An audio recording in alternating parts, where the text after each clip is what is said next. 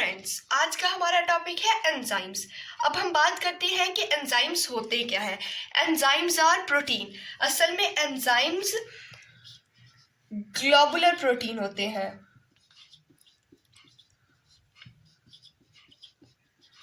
और ये एक्टिव होते हैं। एंजाइम्स का फंक्शन ये होते हैं कि ये इंक्रीज करते हैं एफिशिएंसी को किसी भी बायोकेमिकल रिएक्शंस को।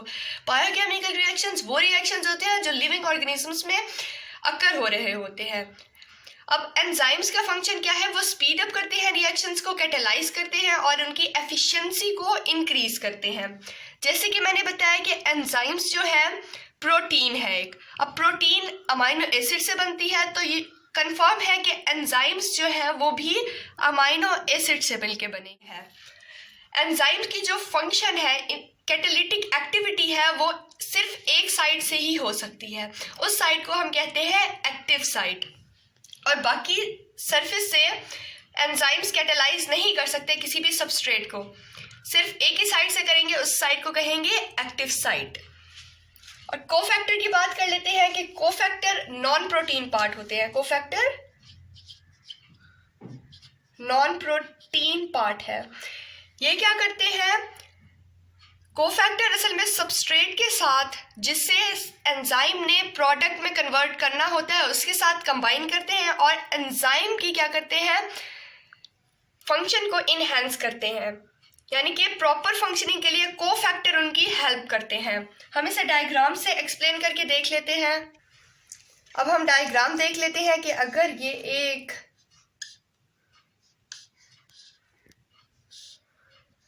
एंजाइम है,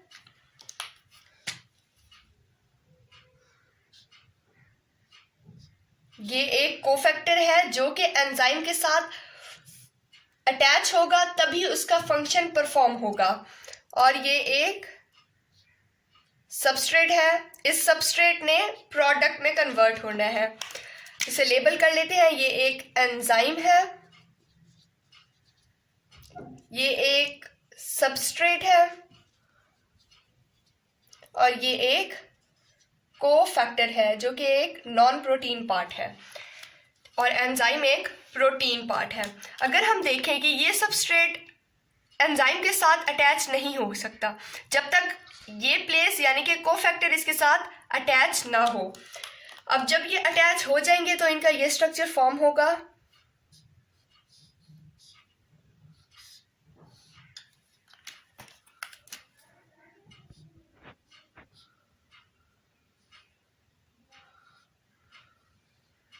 ये स्ट्रक्चर बन जाएगा। इसके बाद क्या होगा कि ये जो सबस्ट्रेट है ये प्रोडक्ट में चेंज हो जाएगा, यहाँ से ब्रेक डाउन हो जाएगा और ये जो है कोफैक्टर ये अटैच रह जाएगा इस एंजाइम के साथ। तो फाइनल हम बना के देख लेते हैं कि ये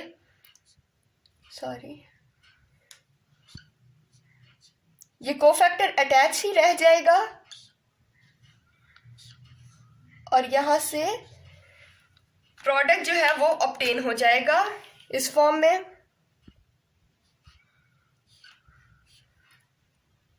और ये प्रोडक्ट ऑब्टेन हो गया है। एक्टिवेटर्स की बात करते हैं। एक्टिवेटर्स भी असल में कोफैक्टर्स होते हैं। एक्टिवेटर्स में मेटल आयंस इंक्लूड होती हैं, यानी कि मेटल आयन एक्ट करते हैं कोफैक्टर की तरह। अगर हम सपोज करें कि यहाँ इस कोफैक्टर की जगह कोई भी मेटल आयन हो, फॉर एग्जांपल मैग्नीशियम हो Mg2 पॉजिटिव और या आयरन हो Fe3 पॉजिटिव 2 पॉजिटिव हो, तो क्या है, ये भी केमिकल रिएक्शन को कैटेलाइज करेंगे या स्पीड अप करेंगे। तो हम एक्टिवेटर की एग्जांपल बता सकते हैं कि इसमें इंक्लूड हो सकते हैं मैग्नीशियम, आयरन, कॉपर और जिंक। ये सब मेटल आयंस एक्ट कर सकते हैं कोफैक्टर की तरह और ये एंजाइम के साथ मिलकर इसके फंक्शन को इनहेंस करेंगे। अब हम बात करते हैं प्रोस्थेटिक ग्रुप। प्रोस्थेटिक ग्रुप भी असल में कोफैक्टर्स होते हैं। If the non protein part, अभी हमने बात की कि नॉन प्रोटीन पार्ट क्या होता है, नॉन प्रोटीन पार्ट कोफैक्टर है। If non protein part is covalently bond यानी कि स्ट्रॉन्ग बॉन्डिंग हो टू द प्रोटीन पार्ट या एंजाइम के साथ, टू इट मीन्स एंजाइम्स के साथ। अगर कोफैक्टर स्ट्रांगली अटैच हो एंजाइम के साथ तो उसे हम कहेंगे prosthetic group. It stands for flavin, adenine, dinucleotide. ये एक प्रोस्थेटिक ग्रुप है। कोएंजाइम क्या होता है कि अगर नॉन प्रोटीन पार्ट जो कि क्या है, कोफैक्टर है, लूजली अटैच हो टू द प्रोटीन पार्ट जो कि एंजाइम है, तो उसे हम क्या कहेंगे, कोएंजाइम कहेंगे। प्रोस्थेटिक ग्रुप और कोएंजाइम्स असल में कोफैक्टर की टाइप्स हैं, या इसे एग्जाम्पल भी कह सकते हैं। इसके एग्जाम्पल है, कोएंजाइम की एग्जाम्पल क्या है कि ATP. ATP stands for adenosine triphosphate.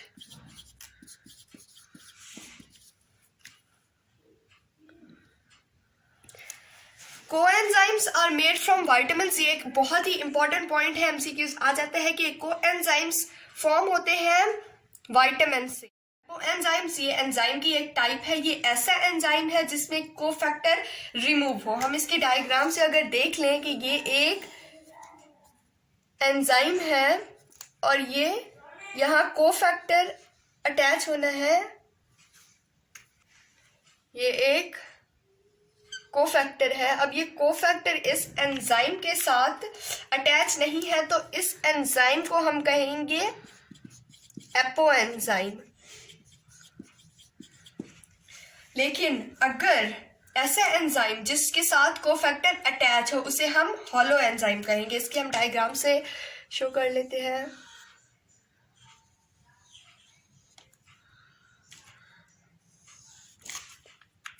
इसके साथ अगर